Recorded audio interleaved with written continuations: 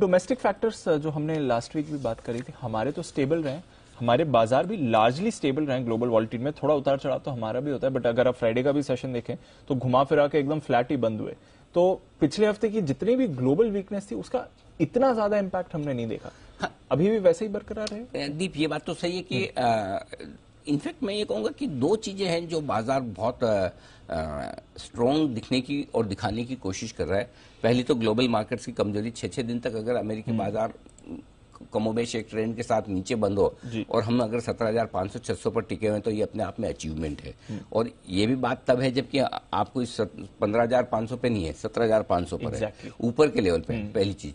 दूसरी चीज, पिछले 3 दिनों से अगर आप देखें तो कोई एफआईएस का सपोर्ट है नहीं। इनफैक्ट वो बिकवाली के मूड में आ चुके हैं, स्पेशली एफएनओ में बिकवाली कर रहे हैं। और जनरली ट्रेंड यही देखा जाता है कि कैश मार्केट का एक्शन बाद में होता है, एफएनओ से एक्शन की शुरुआत पहले एफआईएस करते हैं। तो इंडेक्स भी बेच रहे हैं और स्टॉक्स भी बेच रहे हैं, जिसपे हम विस्तार से बात करेंगे। तो इन दो फैक्टर के बावजूद अगर बाजार रुके हुए हैं तो शायद वही ट्रेंड को फॉलो कर रहे हैं जो पिछले कई सालों का है, कम से कम 5-6 सालों का, कि गणपति उत्सव के दौरान बाजार गिरते नहीं है। सो अब गणपति उत्सव खत्म होने के बाद क्या होगा वो देखने वाली बात। तो हो सकता है ये हफ्ता तो हम जैसे तैसे निकाल लें। अब इस हफ्ते के अंत तक अगर ग्लोबल मार्केट फिर से सुधरना शुरू हो जाए, वेल एंड गुड।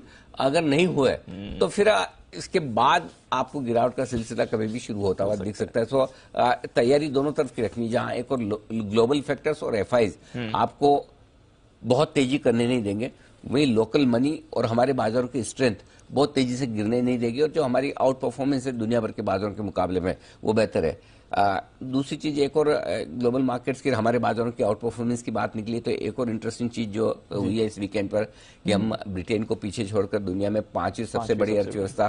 अब वही वाली बात है कि काफी लोग उससे बड़े खुश हैं कि हम इतनी बड़ी अर्थव्यवस्था हैं, और काफी लोग नाराज भी और दुखी भी। मतलब नाराज तो नहीं, दुखी भी कम, ये कह सकते, अभी भी खुश नहीं हो पा रहे कि जो खुश हैं वो जाहिर सी बात है 5वें नंबर पर आना अपने आप में एक बड़ी चीज है।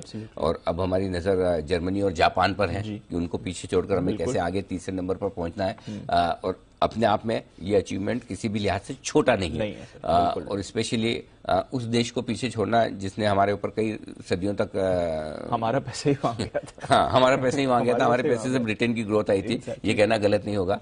काफी लोगों का ये भी मानना है कि हमारी साइज और ब्रिटेन की साइज देखें, बराबर है। हमारे यहाँ की जनसंख्या और वहाँ की जनसंख्या देखें, हमारे यहाँ की पर कैपिटा इनकम देखें, वहाँ की पर कैपिटा इनकम देखें, वो सब अपनी जगह ठीक है। लेकिन अगर वहाँ पर इनकम ज्यादा है तो वहाँ पर खर्चे भी ज्यादा, कॉस्ट ऑफ लिविंग भी ज्यादा है। जो चीज यहाँ पर इस समय स्पेशली इस समय तो सोचिए कौन सा ऐसा देश दुनिया में देश है, यूरोप में घूम के आइए, देखिए मतलब इलेक्ट्रिसिटी और एनर्जी के जो हाल है बुरे, बिल 2-3 बिल हो गए।